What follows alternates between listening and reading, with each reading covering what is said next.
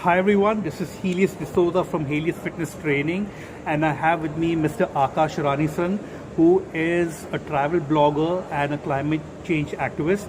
I came across him at the BNI Pinnacle meeting, and I was so inspired by what he does for the whole climate change and his passion towards health and fitness. Aakash, could you just introduce yourself and tell me what exactly you have in mind for things in the future? As you already said, my name is Aakash Ranison, and thank you so much, Helios, for calling me on your podcast. You're most welcome. Now telling about myself, so it's been like 5 years I have been traveling around, and when I say travel, so there are some interesting facts I can share with you, which will really inspire other people and will really give them a joy. Yeah, go ahead. So I cycle a lot. To travel, I cycle, and I've cycled more than 20,000 kilometers. The last time I cycled from Indore, Madhya Pradesh to Bhutan and back to Indore, Wow. which was somewhere about 5.5k, which is like 5,500 kilometers. Yeah, cool. Okay. Yeah, that's one trip. And then I love to walk a lot. So the last walking trip I did was from New Delhi to Nepal and back to New Delhi, which is somewhere about 3.5k. 3,500 kilometers. Wow. Okay. Which is again 101 days, India to Nepal and back to India. I do one another thing which is called hitchhiking. Okay. Like most of the people know, but if in case somebody does not know, I can tell you that hitchhiking is, let's say I have my backpack with me and there's no money in my pocket, and I have a dream to travel around. Okay. So I go out there on the road and I start asking people to give me a lift from one place to another. Right. And that's how it works. It's a lot of travel, a lot of adventure, a lot of unpredicted adventures on the way. This is what I do. And by doing this only, I realized that, hey, I really love fitness because I was putting a lot of efforts in travel. And so I really love trail running.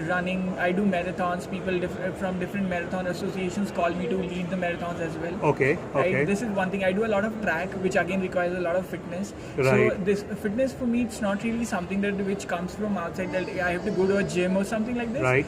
But it's really the daily thing I do every day. Right. Okay. I run every day. Or let's say I climb a mountain if I'm not running. So this is how it comes up to me. And cycling either, if not running or climbing a mountain, then I'm cycling. Okay. So that's how Nice. travel and fitness works for me. So which one amongst them do you enjoy the most? Do you find more passion in cycling or mountain climbing or the long walks? Which one do you actually enjoy the most? So I think I can't really name one, right? Okay. But what I really enjoy about all of these activities is that I run out of breath. Right. That's the thing which I really enjoy. If I'm cycling and I'm running out of my breath, I really enjoy it. When I'm running and I run out of my breath, I really enjoy it. When I'm Challenges running, your cardio system. Yes, yeah, Nice. That's really amazing. That gives me the push. Every time I run out of breath, I want to do it again. Correct. I want to do it again. I don't know what exactly this is. Scientists might know about this, is how it affects my brain or how this works with the human body. But this is something like an adrenaline rush or something. It releases certain hormones which make you feel good. Exactly. That's what you're putting it into the right word. That's how I feel. So I think that's the reason I enjoy it. And again, I don't want to be. I'm the person who had a really difficult childhood. So I'm not really like the person who has a lot of friends and who stays in city and all. And I don't really talk to people much, like usually on basic topics. Either I can talk about work or something, inspiration or something like that. So that's why I love to be alone. And travel gives me that opportunity because I travel alone. Okay. So what I do is I go out there, travel, and meanwhile traveling, I do all of these activities. So I get that adrenaline rush. So yeah, that's how travel goes along with fitness. And for fitness, I can't really say one thing, which is cycling or walking. Anything which puts me in a situation where I'm out of breath, I love doing that thing. And what do you think about meditation? Do you think it's something that helps people, since you like traveling a lot and you like spending time alone? What do you think of the whole idea of doing a certain amount of meditation per day? Have you ever thought about incorporating that into your fitness routine? So I really like this thing. I really love meditation, but it's not really a part of my daily life, or let's say a monthly or a yearly thing. It's more like occasional, but I do believe in it. It's really something which can bring peace to you, which make you calm, gives you confidence and gives you clarity in your own life. Right. Like how I have experienced it, how come I know it. So for me, meditation is not really something obviously sitting at one place and being in a trance or something like that, but for me meditation is music.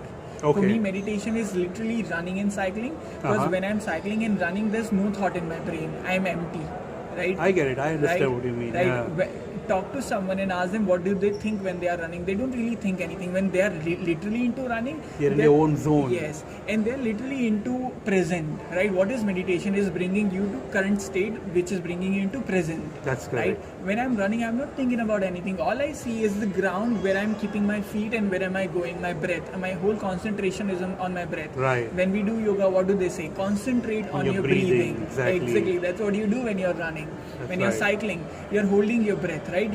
Let's say if I'm cycling, so when I cycle, I listen to this music from Hardwell, who is a very famous DJ around the world, and Hardwell, he runs a podcast by Hardwell 101, in which he plays EDM, progressive EDM. Okay. So progressive EDM is like beats. So it will start slow, it will go faster. So what I do is, and that motivates you with your run. Yeah. So I align my breathing rhythm on the set of the music. Oh wow, interesting. And I cycle that way. So when he starts the music, I start cycling slowly.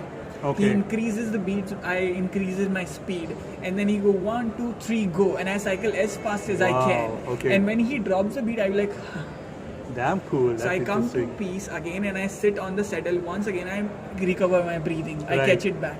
Then again he'll be like 1, 2, 3, go, and I start it again. And you push again. Yeah, that's so for me cool. it's the rhythmic, proper cycling. It's and I think that's the reason that I'm able to cover such a huge distance in a day, because I'm not cycling randomly like on my own.